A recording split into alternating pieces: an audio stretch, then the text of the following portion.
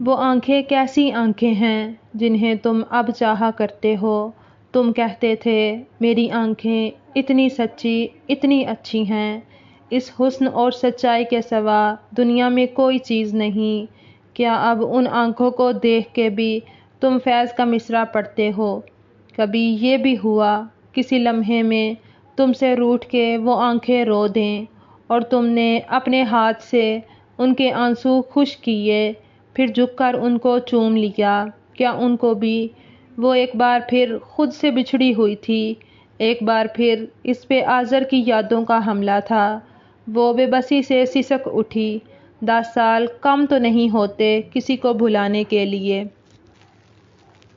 وہ بھی کسی بے وفا کو بھلانے کے لیے، مگر پتہ نہیں وہ کیوں اس معاملے میں اتنی بے بس تھی۔ یادیں تھی کہ آکٹوپس جو جکڑ لیتی تھی، خون چوستی تھی، وہ آنسو بہا رہی تھی جب دروازہ کھلا اور نورسیہ نے اندر جھانکا۔ بجو اتنا اندھیرا، اف سو تو نہیں رہیں؟ بھول گئیں آج شاہ بخت کو آنا تھا، محترم تشریف بھی لے آئے ہیں، آئیے نا ملیے ان سے۔ سچی اتنا ہینڈسم ہو رہا ہے نا کہ مجھے تو یقین ہی نہ آ رہا تھا یہ وہی سوکھا سڑا سا شاہ بخت ہے جسے ہم سب شاہو کہا کرتے تھے۔ لائٹ آن کر کے وہ تیز تیز بولتی اس تک آئی، تب تک ماریا آنسو پونچھ کر خود کو نارمل کر چکی تھی، اور جب وہ بغیر کسی پیسو پیش کے نورسیہ کے ساتھ لاؤنج میں آئی، شاہ بخت کو سب گھر والوں کے درمیان ہنستے مسکراتے پایا۔ السلام علیکم میم، ہاؤ آر یو؟ وہ اٹھ کر اس کے سامنے جھکتے ہوئے شوخی و شرارت سے بولا تھا۔ ماریا مسکرا دی۔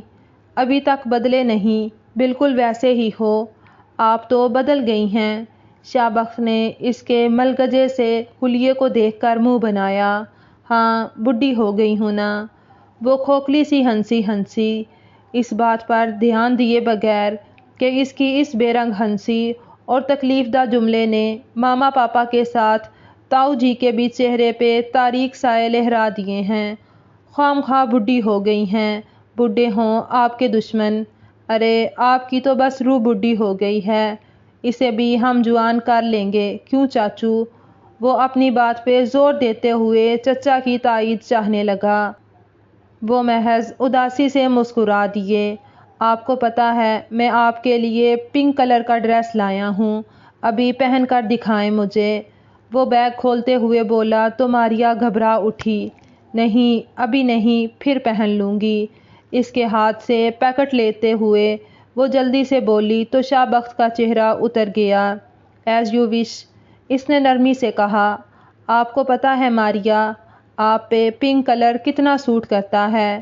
شام کو جب وہ سب لوگ لان میں چائے پی رہے تھے، تب شاہ بخت نے اچانک سے اسے نظروں کے حصار میں لیتے ہوئے اتنی بے ساختگی سے کہا کہ ماریا سب کے سامنے خفیف سی ہو گئی۔ جب سے آذر نے اس کے ساتھ یہ کیا تھا، وہ بہت محتاط زندگی گزارنے کی قائل ہو گئی تھی۔ تم بھی نوری کی طرح ہو، مجھے بجو کہا کرو شاہو، بہت بڑی ہوں تم سے۔ اس کے رسانیت سے کہنے پہ وہ کھی کرنے لگا۔ چاچو سنی آپ نے محترمہ کی بات، بجو کہا کروں، دیکھنے میں صاف چھوٹی لگتی ہیں مجھ سے، لیکن میں تم سے چھوٹی ہوں نہیں، سمجھے؟ اس نے جتا کر کہا اور ایک جھٹکے سے وہاں سے اٹھ گئی۔ سب بے حد خاموش بیٹھے تھے۔ آذر شاہ بخت کا بڑا بھائی تھا۔ ماریا FSC میں تھی جب آذر کی خواہش پہ ہی اس کو آذر کے ساتھ منسوب کر دیا گیا تھا۔ 2 سال بعد جب وہ ہائر اسٹڈی کے لیے ملک سے باہر جا رہا تھا، تب سب کی باہم رضامندی سے دونوں کا نکاح کر دیا گیا تھا۔ طے یہ پایا تھا کہ اگر آذر کا وہیں جاب کا ارادہ ہو تو بعد میں ماریا کو بھی وہیں بھیج دیا جائے گا، مگر وہاں جا کے آذر نے پسند کی شادی کر لی اور ماریا کو طلاق کی صورت میں آزادی کا پروانہ بھیج دیا۔ وہ ماریا کو خواہ مخواہ اپنا پابند نہیں کرنا چاہتا تھا۔ اس حادثے نے ماریا کو اتنی بری طرح سے توڑ پھوڑ ڈالا کہ وہ بہت عرصے تک سنبھل نہ پائی۔ پاپا اور تاؤ کے سمجھانے پر اس نے ادھوری تعلیم مکمل کر لی اور کالج میں لیکچرار بھی ہو گئی، مگر وہ دوبارہ شادی کے بندھن میں بندھنے کو تیار نہ ہو پائی۔ بہت سے رشتے آئے، مگر پاپا چونکہ اس کے ساتھ زبردستی نہیں کرنا چاہتے تھے، جب ہی کسی کو بھی ہاں نہیں کی گئی۔ پچھلے سال نوریہ کی بھی نسبت طے ہو گئی تھی، عنقریب شادی تھی، مگر ماریہ تھی کہ ابھی تک آمادہ نہیں تھی۔ ماریہ، آپ کو پتہ بھی ہے مجھے آپ کے ہاتھ کے کھانے کتنے پسند ہیں، پھر بھی آپ نے ابھی تک میرے لیے کچھ نہیں بنایا۔ لان میں جھولے پہ بیٹھی وہ شام کے ڈھلتے سایوں کے ساتھ پرندوں کو آشیانوں کی جانب لوٹتے دیکھ رہی تھی، جب شاہ بخت اس کے مقابل بیٹھتے ہوئے شاکی انداز میں بولا۔ وہ چونکی، پھر اس کا دل رکھنے کو بولی تھی، سوری شاہو، مجھے خیال ہی نہیں آیا، بتاؤ کیا کھاؤ گے، ابھی بناتی ہوں۔ وہ اسی لمحے اٹھ کھڑی ہوئی تو شاہ بخت کھل اٹھا، گڈ، یہ ہوئی نا بات، کل آپ تیار رہیے گا، ہم پکنک کے لیے فارم ہاؤس جا رہے ہیں۔ وہ اس کے ساتھ ہی کچن میں چلا گیا۔ آپ کو پتہ ہے ماریہ، آپ کی مسکراہٹ کتنی حسین ہے، جس سے ایک عرصے سے آپ نے اپنے پیاروں کو محروم کر رکھا ہے۔ مجھے بتائیں، آپ کے چہرے پر وہی مسکراہٹ سجانے کے لیے مجھے کیا کرنا پڑے گا؟ وہ ایک دم ہی سنجیدگی سے بولا۔ ماریہ کے چہرے پہ اضحلال بکھر گیا۔ تم کیا کر سکتے ہو بھلا؟ ضروری تو نہیں ہے ماریہ کہ ہر زخم اسی مرہم سے بھرا جائے جو ہم اپنے لیے مؤثر سمجھتے ہیں۔ کیا مطلب؟ ماریہ بہت زور سے چونکی۔ آپ بھائی کو بھول کیوں نہیں جاتی؟ میں اسے یاد کب رکھے ہوئے ہوں، مجھے نفرت ہے اس سے۔ وہ شدت جذبات سے چیخ اٹھی۔ شاہ بخت نے بے اختیار تسلی کی خاطر اس کا ہاتھ تھام لیا، مگر ماریہ نے زور سے اسے جھٹک دیا تھا۔ تم جاؤ یہاں سے، بھائی ہو نا اس کے، اس سے مختلف کیسے ہو سکتے ہو؟ میرے زخموں کو کریدنے آئے ہو؟ وہ برہمی، نفرت اور شکایت سے چیخنے لگی۔ شاہ بخت ہونٹ بیچے اسے دیکھے گیا تھا، پھر تحمل سے گویا ہوا تو لہجے میں سنجیدگی کے ساتھ متانت بھی شامل تھی۔ نہیں، میں آپ کے زخموں پہ مرہم رکھنے آیا ہوں۔ میں آذر کا بھائی ضرور ہوں ماریہ، مگر میں ان کے جیسا نہیں ہوں۔ میں اپنی بات ثابت کر کے دکھاؤں گا۔ کیا کرو گے تم؟ وہ سرد آواز میں بولی تھی، آپ سے شادی کروں گا۔ شاہ بخت کے منہ سے نکلنے والی بات ماریہ کو کنگ کر گئی تھی۔ اس نے بے اختیار سلیب کا سہارا لیا تھا۔ وہ کچھ کہنا چاہتی تھی، اسے روکنا چاہتی تھی، مگر شاہ بخت پلٹ کر جا چکا تھا۔ آئیے وہاں تک واک کر کے آتے ہیں۔ کافی کا بڑا سا مگ ہاتھ میں لیے وہ ٹیرس کی ریلنگ سے ٹیک لگائے کھڑی لا یعنی سوچوں میں گری ہوئی تھی، جب اپنے کمرے سے نکلتا ہوا شاہ بخت اسے وہاں دیکھ کر اسی سمت چلا آیا۔ ماریہ نے چونک کر اسے دیکھا تھا، پھر بے نیازی سے منہ موڑ لیا۔ کیا سوچنے لگی؟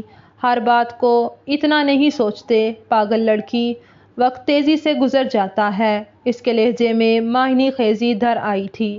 وقت گزر چکا ہے، وہ جیسے اس کو جتا کر بولی تھی۔ نہیں، میں نہیں سمجھتا۔ اس کا لہجہ ہنوز ذو معنی تھا۔ ماریہ تپنے لگی، تم پاگل ہو آپ کی محبت میں۔ وہ برجستگی سے بولا، شاہو، زندگی مذاق نہیں ہے۔ میں بھی تو یہی کہہ رہا ہوں آپ سے کہ اسے مذاق مت سمجھا کریں۔ آپ کو اچھے ساتھی، بہترین ہم سفر غمگسار کی ضرورت ہے، اور وہ تم نہیں ہو سکتے۔ اب کی بار ماریہ نے طنزیہ لہجے میں اس کی بات آگے بڑھائی تھی۔ وہ مسکرایا، یہی تو آپ نہیں سمجھتی۔ وقت ثابت کرے گا کہ میں آپ کے لیے کتنا بہترین شوہر ثابت ہوں گا۔ وہ اپنی بات پر زور دیتے ہوئے بولا تو ماریہ جھنجھلا گئی۔ شاہو، مجھے غصہ مت دلاؤ، بہت فرق ہے ہماری عمروں میں۔ بہت جلد تمہیں اپنی اس جذباتیت کا احساس ہوگا، تم پچھتانے لگو گے، سمجھے؟ اور مجھے بتاؤ کیوں کر رہے ہو تم ایسا؟ ہاں، ازالہ کرنا چاہتے ہو اپنے بھائی کی زیادتی کا، یا پھر ترس کھا رہے ہو مجھ پر؟ اس کے لیے یہ بات بہت اذیت کا باعث تھی کہ شاہوں نے اپنی یہ خواہش گھر کے سب بڑوں تک پہنچا دی تھی۔ کیا سوچتے ہوں گے سب، میں اور شاہو، اوہ مائی گاڈ، ازالہ صرف وہی کر سکتا ہے ماریا جس نے زیادتی کی ہو، اور میں نے کوئی زیادتی نہیں کی آپ کے ساتھ۔ جہاں تک ترس کی بات ہے تو کیوں ترس کھاؤں گا آپ پر؟ آپ نہ تو اپاہج ہیں نہ کم صورت، پھر اس ہمدردی کی وجہ؟ آپ کو یاد ہے میں بچپن سے ہی آپ سے محبت کرتا آیا ہوں، اب اگر یہ محبت اپنا انداز بدل گئی ہے تو آپ اتنی خفا کیوں ہو رہی ہیں؟ جہاں تک عمروں کی بڑائی چھٹائی کی بات ہے تو ماریا، عمر آپ کے چہرے پر نہیں لکھی ہوئی جو لوگ پڑھ لیں گے، اگر کسی کو پتہ بھی ہو تو آئی ڈونٹ کیئر، میں بس اس معاملے میں کسی کی بات نہیں سنتا، فقط اپنے دل کی بات سننے پر قائل ہوں میں۔ ماریا، تمام خدشات جھٹک دیں، میں دل کی تمام آمادگی سے آپ کو اپناؤں گا اور ہمیشہ یہ دعا مانگوں گا، اس سے پہلے کہ آپ کا خدشہ درست ہو مجھے موت آ جائے، پلیز، زندگی خوبصورت ہے، اس کی خوبصورتی سے منہ نہ موڑیں، بلکہ آگے بڑھ کر اس کی خوبصورتی کو سمیٹنے کی کوشش کریں، پلیز، حصارِ ذات سے نکل آئیے۔ نرمی و آہستگی سے کہتا وہ دھیرے سے پلٹ گیا۔ وہ بے خیالی میں اس کی بات پہ غور کرتی رہی۔ اس کی آنکھیں کہتی ہیں، حصارِ ذات سے نکلو، تمنا میری بن جاؤ، شب برباد سے نکلو، کنارہ تھام لو دل کا، بھلا دو ہر گلہ شکوہ، کبھی سچی ہنسی ہنس دو، پرانی یاد سے نکلو، خیال یار اچھا ہے مگر جس نے وفا نہ کی، پلٹ کر بھی صدا نہ دو، در فریاد سے نکلو، نہیں کوئی محبت بھی، ہجر بھی، رفاقت بھی، تو یہ دھڑکا سا کیا، وہم سا کیا، وہم کی گھات سے نکلو۔ اس نے شاہ بخت کی بھیجی یہ نظم پڑھی اور موبائل واپس رکھتے ہوئے بہت عرصے بعد دل سے مسکرائی۔ اس کی بات مان لینے کو جی چاہنے لگا تھا، ایک عرصہ بتا دیا تھا غم کی ردا میں، اب خوشیوں کی نوید پر لبیک کہہ دینا چاہیے تھا۔ اس نے سوچ لیا تھا، وہ جانتی تھی وہ عمر کے جس ملگجے حصے میں تھی وہاں کسی کی ایسی انمول چاہت کسی معجزے سے کم نہیں تھی، خوش بختی اس کے در پہ دستک دے رہی تھی۔ اس نے بڑھ کر دروازہ وا کر دیا تو اس کی وجہ یہی تھی کہ وہ اللہ کے اس انعام کو دلی آمادگی کے ساتھ وصول کرنا چاہتی تھی۔ اس نے اپنا فیصلہ اللہ پہ چھوڑ دیا تھا اور اللہ کا فیصلہ قبول کرنے میں بھلا قباحت کیسی